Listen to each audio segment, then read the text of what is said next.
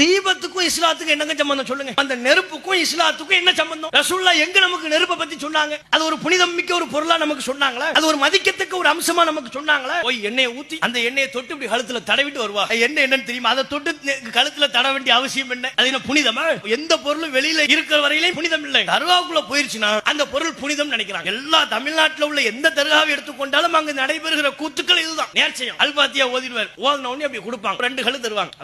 அதை ஓவியமா வாங்கி தான் ஒரு கல்ல வாயில போடுறது, பிள்ளைக்கு ஒரு கல்ல வாயில போடுறது. அந்த 2 கல்லு சர்க்கரைக்கு இவ்வளவு டிமாண்ட். என்னவா? புனிதம் வந்துருது. அது எப்படி புனிதம் வரும்? அப்ப சர்க்கரை எப்படி உள்ளுக்குள்ளே போனதற்கு பிறகு புனிதமாகி விடுகிறதோ அதே மாதிரி அந்த நெருப்பு அதில் உள்ள எண்ணெயை தொட்டு கழுத்தில் தடவுவது. இங்கே நாம கேட்க விரும்புவது நெருப்புக்கும் இஸ்லாத்திற்கும் என்ன சம்பந்தம்? ரசூலுல்லாஹ் யாரை நமக்கு சபிச்சாங்க? நெருப்பை வணங்கக்கூடியவர்கள் மஜூசிகள். அவங்க தான் நெருப்பை வணங்குறாங்க. அல்லாஹ்வை வணங்குவதை விட்டு நெருப்பை வணங்க ஆரம்பித்து விட்டார்கள். அல்லாஹ்விற்கு இணை கற்பித்தார்கள்.